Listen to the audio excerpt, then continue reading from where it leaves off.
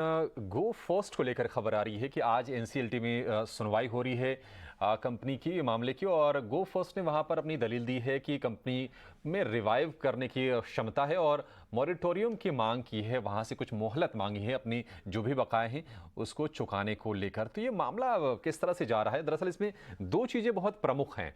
एक तो जो गो फर्स्ट के जो लेंडर्स हैं यानी जो बैंकर्स हैं जिन्होंने कर्ज दिया है, जिसमें कि सेंट्रल बैंक है, जिसमें कि एक्सिस बैंक भी थोड़ा सा है, बैंक ऑफ बड़ौदा है, डॉइश बैंक है, उनका कदम अब यहां से क्या होगा, किस तरह से अपने बकाए को लेकर वो अप्रोच करेंगी। और दूसरी चीज ये है कि अब गो फर्स्ट जो कि ग्राउंडेड है, 3 दिन उड़ानें बिल्कुल नहीं चलेंगी। तो जो सप्लायर्स हैं, खास तौर से जो ऑयल मार्केटिंग कंपनी जो उनको की जेट फ्यूल यानी कि एटीएफ की सप्लाई करती हैं, उनका कदम यहां से क्या होगा, क्या वो सप्लाई अपनी जारी रखेंगी? इन दोनों खबरों पर हमारे दो सहयोगी प्रकाश और अंकुर हमारे साथ जुड़ गए हैं आपको ज्यादा अपडेट देने के लिए। प्रकाश, आपसे ये जानना चाहेंगे कि गो फर्स्ट में ऑयल मार्केटिंग कंपनियों की अब क्या स्ट्रेटजी है? क्या वो सप्लाई जारी रखेंगी? क्या होगा यहां से नेक्स्ट कोर्स ऑफ एक्शन? देखिए, सूत्रों के हवाले से हमें एक्सक्लूसिव जानकारी मिल रही है कि ऑयल मार्केटिंग कंपनीज ने यह फैसला किया है कि गो फर्स्ट को अब वो कैश एंड कैरी बेसिस पर फ्यूल की सप्लाई करेंगे। हालांकि अभी फ्यूल की सप्लाई हो भी नहीं रही है क्योंकि गो फर्स्ट ने जो सारे फ्लाइट ऑपरेशंस हैं वो रोक दिए हैं। लेकिन ऑयल मार्केटिंग कंपनीज का ये मानना है कि अगर 5 मई के बाद फ्लाइट के ऑपरेशन की शुरुआत होती है तो वो कैश एंड कैरी मोड के आधार पर ही फ्यूल सप्लाई करेंगे जब तक की स्थितियां सामान्य नहीं हो जाती हैं। जहां तक ड्यू प्रोसेस फॉलो करने का सवाल है, सूत्र हमें बता रहे हैं कि क्योंकि गो फर्स्ट एयरलाइंस ने खुद ही बैंक्रप्सी के लिए अप्लाई किया है, खुद को बैंक्रप्ट घोषित किया है, ऐसे में ऑयल मार्केटिंग कंपनी जो है एक वेंडर के तौर पे मौजूदा परिस्थितियों में जो भी जिन भी प्रोसीजर का पालन करना है नियमों के हिसाब से वो कर रहे हैं। और ये फैसला लिया गया है कि कैश एंड कैरी बेसिस के आधार पर ही फ्यूल की सप्लाई की जाएगी। जहां तक आउटस्टैंडिंग ड्यूज का सवाल है ऑयल मार्केटिंग कंपनीज का गो फर्स्ट एयरलाइंस के ऊपर, सूत्र हमें बता रहे हैं कि इंडियन ऑयल जो है वो लार्जेस्ट सप्लायर है फ्यूल का और उसका करीब 50 करोड़ रुपए के आसपास का ड्यूज है गो फर्स्ट एयरलाइंस के ऊपर। लेकिन ऑयल मार्केटिंग कंपनीज का ये मानना है कि वो इस बात को लेकर काफ़ी आशान्वित हैं कि आने वाले दिनों में कमिटमेंट के हिसाब से गो फर्स्ट एयरलाइंस जो है ये ड्यूज क्लियर कर देगा और कोई भी इमीडिएट प्लान ऐसा नहीं तैयार किया गया है रिकवरी से संबंधित। यानी कि ऑयल मार्केटिंग कंपनी जो है तुरंत रिकवरी की शुरुआत नहीं करने जा रही है, खासकर इस बात को ध्यान में रखते हुए कि गो फर्स्ट एयरलाइंस के साथ उनका काफ़ी पुराना बिजनेस रिलेशनशिप है, करीब 15 साल से भी ज़्यादा, लिहाजा अभी वो वेट एंड वॉच के मूड में है।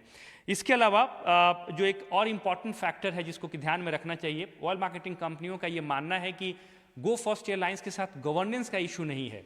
ये जो इशू है वो बेसिकली टेक्निकल इशू है। इंजन सप्लाई की वजह से जो है गो फर्स्ट एयरलाइंस ने अपने ऑपरेशन को ग्राउंडेड किया है। साथ ही साथ ये वेल मैनेज्ड कंपनी है, लिहाजा उनको इस बात का भरोसा है कि जल्द ही जो स्थितियां हैं वो सामान्य होंगी और ऑपरेशन की शुरुआत जो है वो हो जाएगी।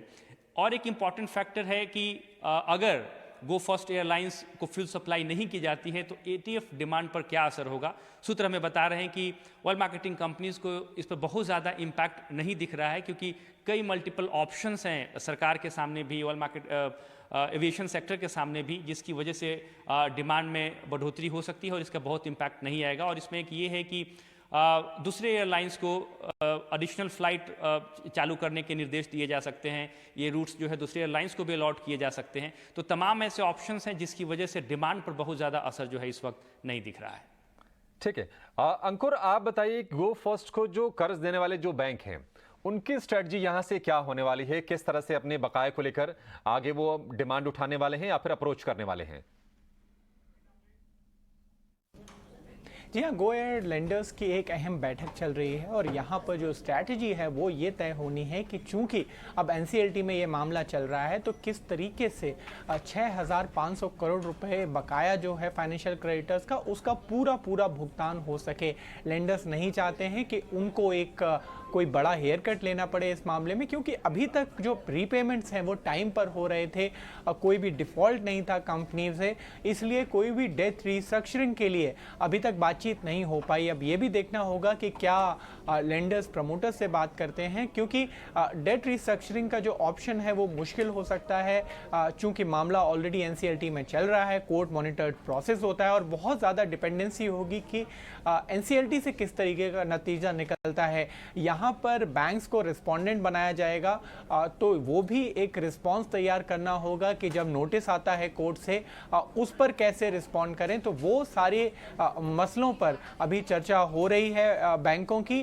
ये एक मीटिंग वेंसडे को भी हुई थी, लेकिन वहाँ पर कोई यहाँ पे कंक्लूजन नहीं निकाल पाए थे लेंडर से, इसलिए एक दोबारा बैठक की जा रही है जिसमें गो फर्स्ट के मुद्दों पर चर्चा हो रही है। ठीक है अंकुर, बहुत शुक्रिया आपका ये जानकारी देने के लिए। तो oil marketing companies cash and carry basis पर, यानी कि कैश लीजिए, एटीएफ लीजिए, इस बेसिस पर उनको सप्लाई अपना जारी रखेंगे और आज फिर से जो बैंकर्स हैं अपनी स्ट्रेटजी पर विचार करेंगे। डॉइश बैंक का बकाया सबसे ज़्यादा है और एक्सिस बैंक का सबसे कम 30 करोड़ रुपए के आसपास की रकम उनकी बकाया है, लेकिन सेंट्रल बैंक और बीओबी का अमाउंट भी ठीक ठाक है, 1000 करोड़ रुपए से ऊपर का उनका बकाया है। चलिए